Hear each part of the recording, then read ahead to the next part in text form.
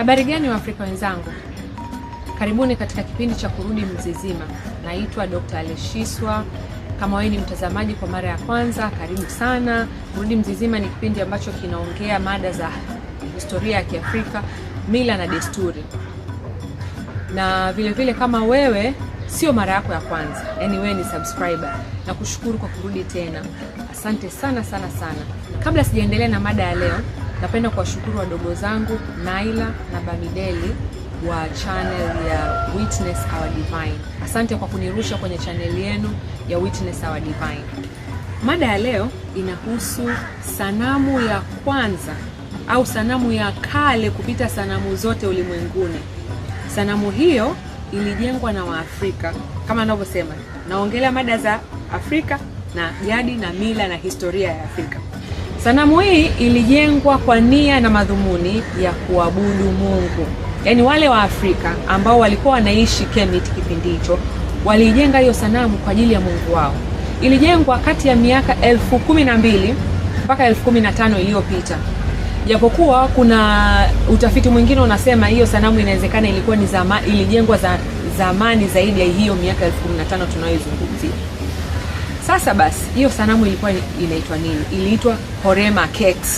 Horema Khet. Wao wa Kemet ndio waliita hivyo.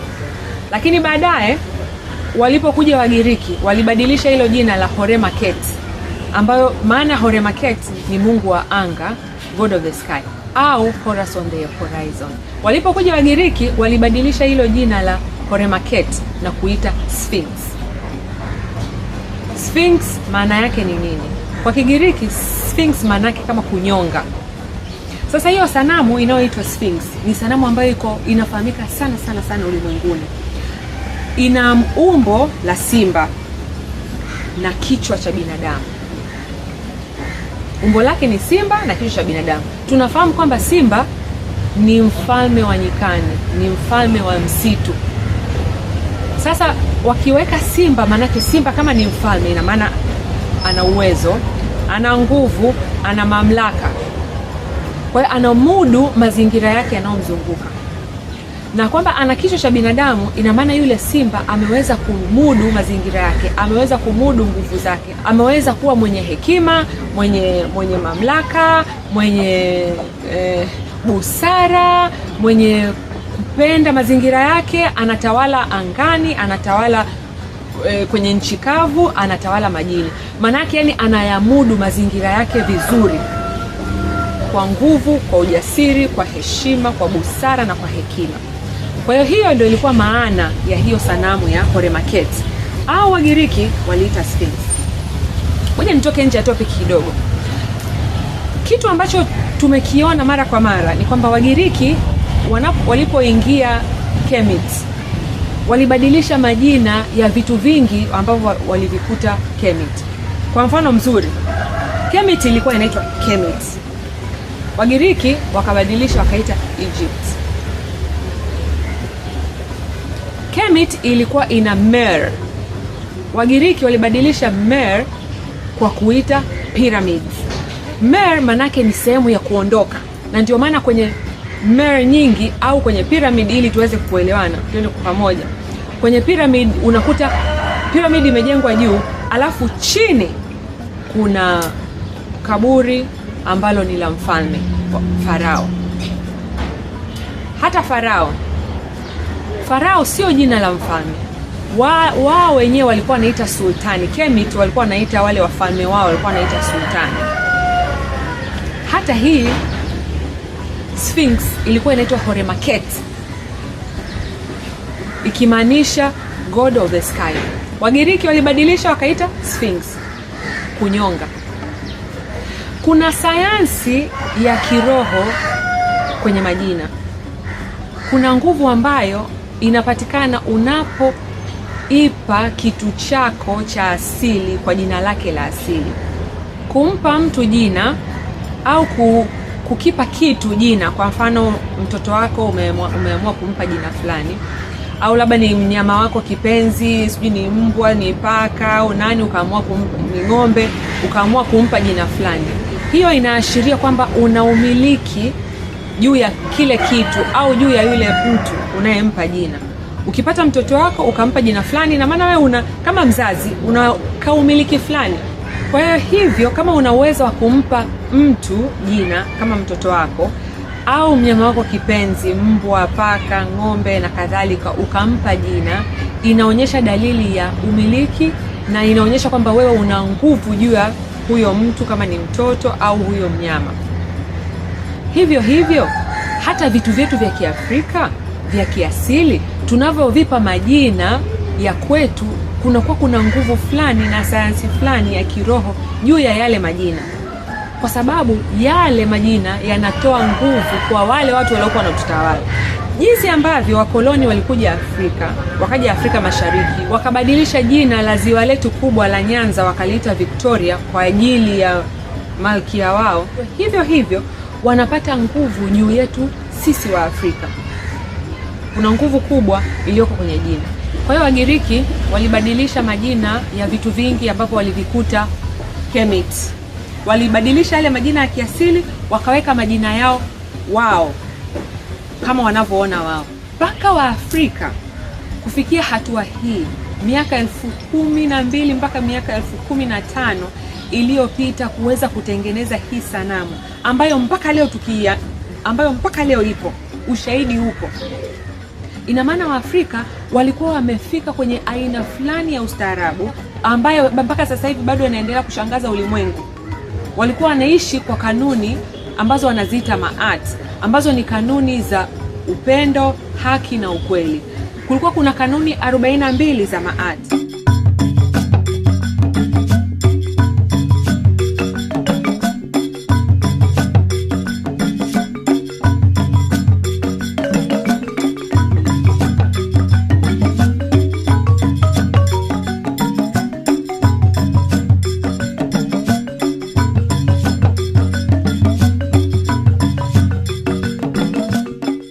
Ndani ya hizo kanuni 42 za maat ndio amri 10 za Musa zilitokea hapo.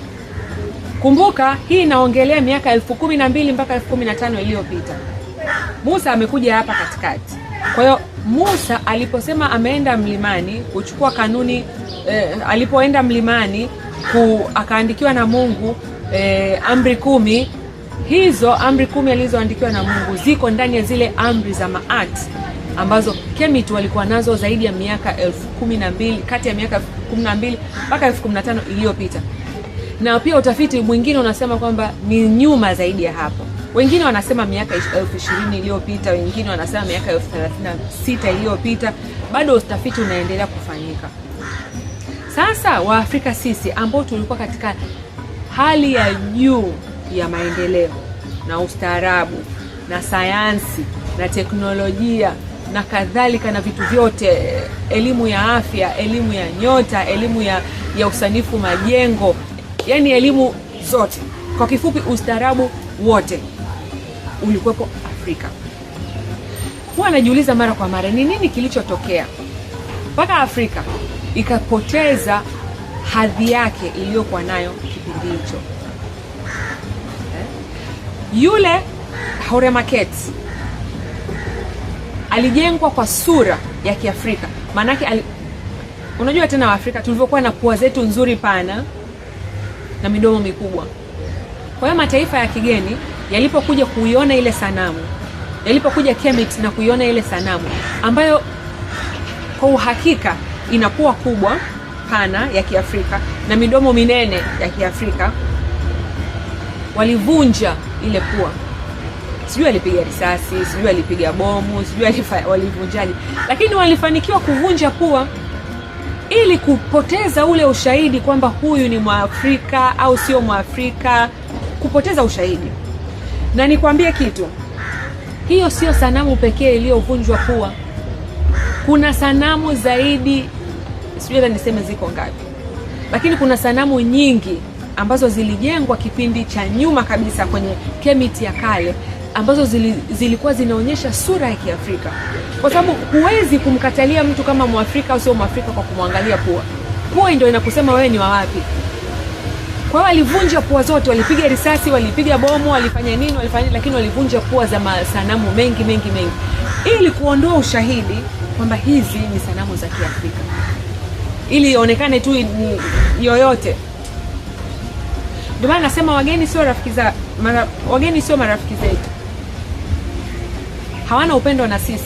Ustaarabu wa kwetu wenyewe bado wanataka kutuibia. Angalia video yangu ya asili ya wazungu, angalia video nyingine ya tubadilishe majina ya kikoloni. Vile vile angalia mfululizo wa vipindi vya historia ya Kiafrika kwa mtazamo wa Kiafrika.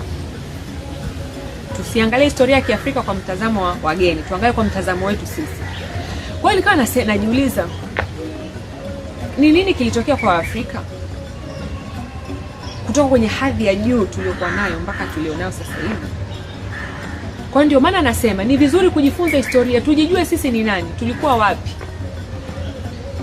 Tuangalia mababu zetu walikutana na changamoto gani, walijitatuaje, walikosea wapi walipokosea. Tuangalie tutakachoweza kujifunza kutokana na pale walipokosea, ili tuweze kutumia mbinu zile au kuzirekebisha mbinu walizozitumia, ili tuweze kukabiliana na changamoto tunazokutana nazo sasa.